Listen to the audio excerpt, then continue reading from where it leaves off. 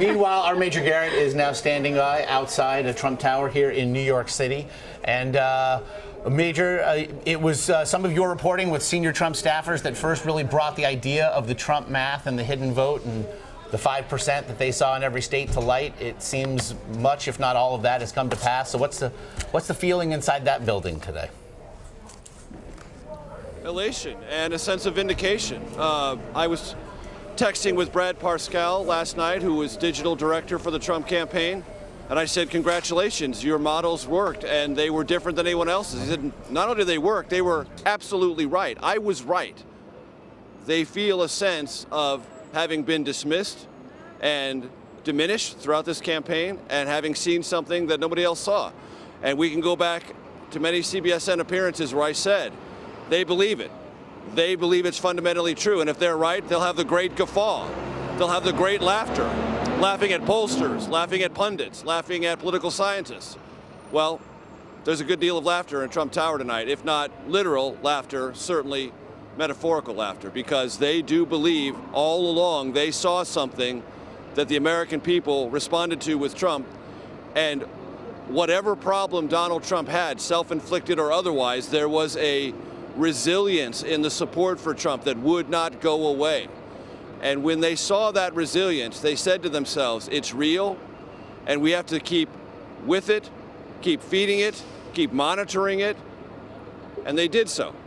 And the other underlying theory for the Trump campaign is there was this political leviathan in the white vote in America, that it was demographically underappreciated.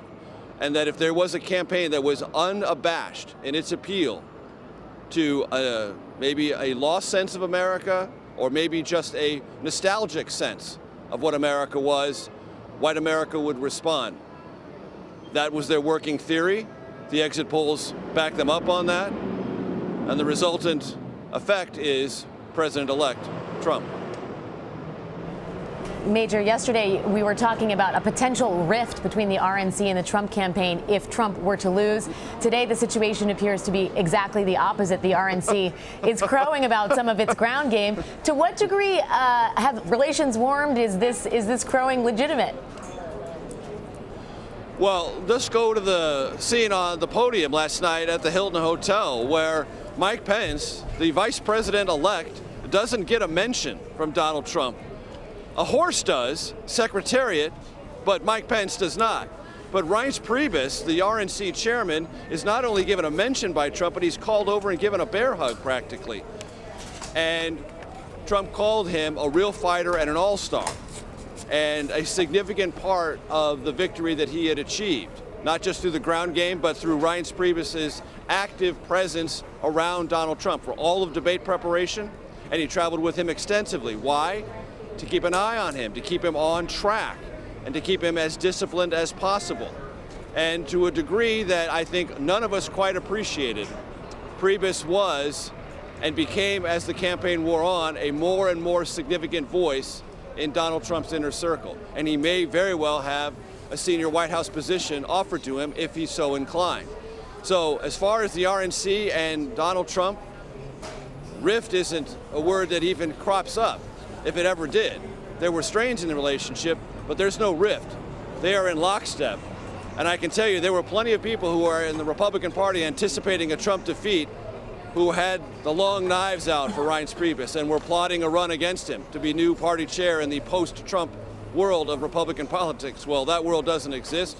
Reince Priebus is near the top of the heap in all Republican politics. He can have any job he wants in the White House should he choose to do so, and if he doesn't, he'll be RNC chairman, and a very powerful one indeed.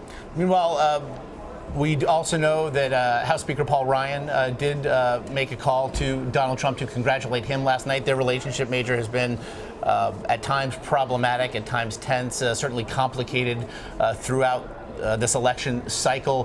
What do you make then of that relationship moving forward? It's to be determined. It is very much in flux. There are those around the House Speaker Paul Ryan I was emailing and texting with last night who had a sense of optimism that Trump would understand that Ryan can be an ally of his and that he should not take some of the bait of his conservative supporters and go after Paul Ryan or suggest he shouldn't be Speaker, but tell the Republicans in Congress hey, Paul Ryan's not only your leader, he's my leader in the House, and perhaps use Mike Pence, a very good friend and former colleague of Paul Ryan's, as a bridge between the two. There is hope that all of this will happen, but until it does happen, it is only that, hope. And there were Republicans looking forward to seeing Trump recognize Mike Pence and perhaps mention that Mike Pence might have some domestic policy role reaching out to Congress on his behalf. Those words were not spoken. So I think it's still in the minds of Republicans in the House and the Senate an open question. But they also know if Trump doesn't reach out and creates any degree of hostility between himself and Republicans in Congress, he will only complicate his already difficult task as President of the United States. So they hope he chooses to work with Ryan, Senate Majority Leader Mitch McConnell, and the Republicans in Congress, and does so quickly. Sorry, go ahead. Major, we know that the president has made a statement, or the White House has issued a statement. The president has called Donald Trump to congratulate him and invited him to the White House this Thursday to discuss the details of the transition. We know that Chris Christie has been heading up that transition team. Do you have any further details on that? All the work of that transition team was completed on schedule last Thursday. I've been in touch with sources who worked very closely and were involved in all of the transition work. Very large binders were prepared on domestic policy, international policy, future federal bench appointments, cabinet positions, and other administration posts. All that work's been done. Chris Christie made sure that if in fact Trump was elected and he had become president-elect on election night, that this transition team would prepare and have prepared everything he and his team would need to review to begin the process of preparing for the presidency. So that work, as Trump alluded to in his remarks earlier this morning, begins today. And they are, I am told, by those working on the transition, well positioned. How Trump will approach that work and who he will put closest to him supervising it, still to be determined. But what the transition team was asked to do under Chris Christie's leadership, it has done.